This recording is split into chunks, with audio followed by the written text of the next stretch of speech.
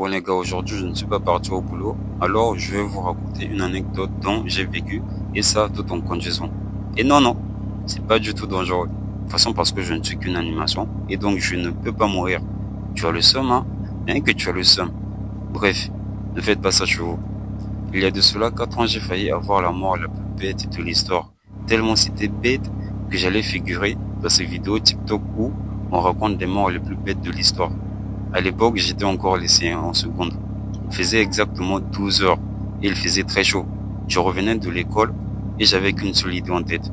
Manger, manger, manger. Alors la première des choses que j'ai faites en rentrant était de voir s'il y avait des restes dans le frigo. Et il y en avait. Du coup, je l'ai réchauffé et j'ai bien pris mon pied lors de la dégustation. À la maison, on avait l'habitude de mettre un peu d'eau dans une bouteille et le mettre au frais. Sauf que le dé là, j'ai vu la bouteille, mais elle n'était pas dans le frigo, mais plutôt un peu plus cachée au fond du salon. Alors, moi, après avoir fini de manger, j'ai besoin d'eau. Du coup, je prends la bouteille et direct, j'ouvre. Vu que je n'avais pas un verre avec moi, je prends façon gorgée direct. Et au moment où j'étais à 2 doigts d'avaler cette eau, je me suis rendu compte que le truc me piquait dans la bouche.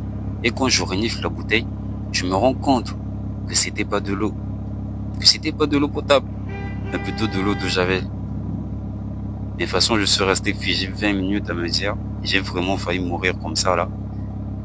Genre, s'il y a un bout qui vient à ma vie et demande comment il est mort, on va lui dire, c'est triste. Le poteau, il ne l'a pas vu venir. Et il mangeait. Et après, il a confondu sa bouteille d'eau avec une bouteille d'eau de Javel. Mais c'est quoi cette façon de mourir, le goût? Même les gens vont se poser cette question au lieu de pleurer et d'être tristes. Et bon, voilà cette petite histoire que je voulais vous partager. Vérifiez toujours ce que vous mettez dans votre bouche.